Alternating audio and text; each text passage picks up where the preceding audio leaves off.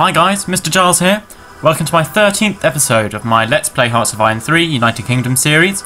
And I hope that doesn't mean anything, because that's right, 13 is an unlucky number, and considering that the situation in Italy right now, where we sort of lost the initiative, and it's really time to begin about, starting to think about regaining the initiative here, trying to, disrupt these super stacks of German troops. It's going to be very difficult, definitely. And me and Stealth Pro, who is one of my good followers actually, have sort of come up with a plan, or at least a sort of semi-workable plan, of how we could possibly disrupt or regain the advantage in this theatre. He came up with a very similar plan to me, which was the front destabilised, because I have an additional surplus of units, particularly in my Marine Corps and in my Armoured Corps. Not this one. One of these is my Armoured Corps. I think I have enough forces to be able to hold the line, meaning that I think I can divert additional resources elsewhere. In particular, I can divert them to an encirclement, and that's what I really aim to achieve. I need to, in some way, dealing a massive blow to these forces would be ideal. Encircling and destroying all of this force here, easily, a few 100,000 German troops, supported by a few thousand Italians, would really render the Wehrmacht at a severe disadvantage for the beginning of Barbarossa. And he argues, this is Stealth Pro, he argues that I should invade La Spezia and Genoa, and then encircle on this tangent, certainly where resistance is thinner. However, because the boot is wider and the terrain is substantially better, I expect that means that the counter-attack, or an Axis counter-attack, would not work, really. Well, would work, actually. I would be more comfortable invading this province, Livorno. But again, the boot is quite wide here. This is going to be a risky operation.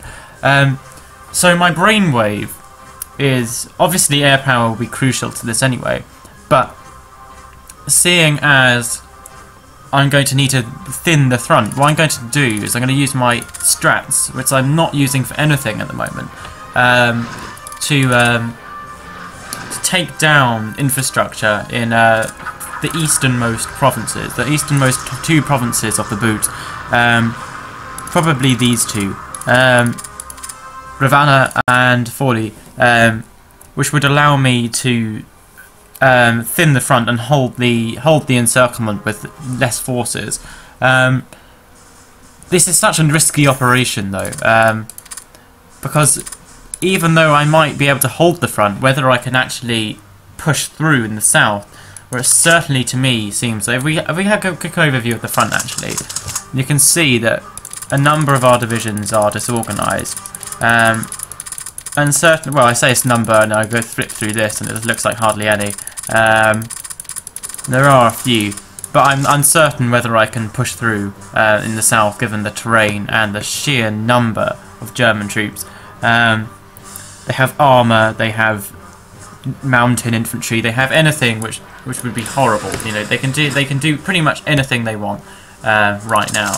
I'm going to send my 2 HQs onto land, because I know I forgot to do that last episode. I won't be inviting Norway, so waiting for my strats to get here. This operation will be totally reliant on me having air superiority, so I need to make sure that my air units are constantly in range, that they're constantly at fighting capability. I'm actually going to divert pretty much every air asset I have down to Italy, if this is going to work. Except for my fighters at home, I'm going to need them. I'm also trying to follow Balthazar's advice. He's a sort of quite experienced guy on the forums, and he told me something I was kind of already aware of, but hadn't really done anything about, which is in regards to my sort of random scrolling. He said that it did seem a bit random and erratic, which I have to agree with, really.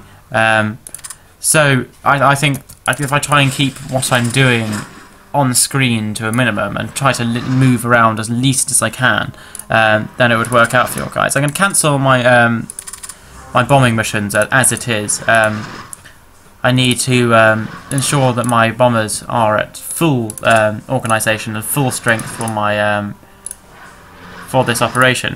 You can see we're getting intercepted. My stupid bombers are flying across Germany.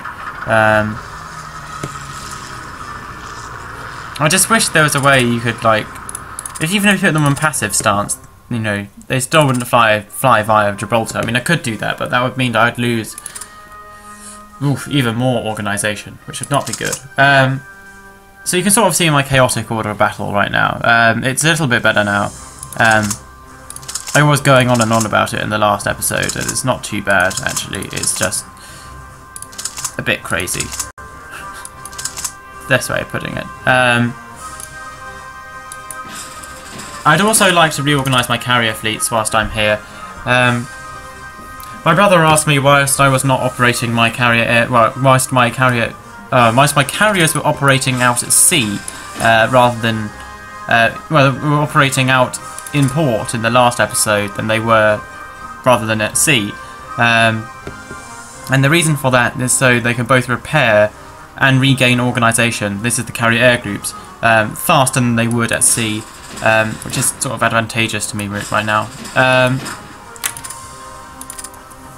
You can actually see what I'm doing right now is I'm going to combine, well, I say combine, I'm going to swap in HMS Illustrious for one of my Tech 2 carriers in my first carrier fleet. I want the first carrier fleet to be pretty deadly, because I am pretty worried about the Japanese, and I need something. I need a fleet which I feel can stand up to Japanese carrier air groups. So we have a 10% positioning penalty now. So I will swap out. Well, I'll tell you what. Should we look at the ships they sunk? So Furious has done exceptionally well. So they might have earned the right to stay. Courageous has done quite well, and Glorious has not done well. So Glorious has to go. Glorious is wow. There are some good. I have some good. Oh, hold on. Excuse me.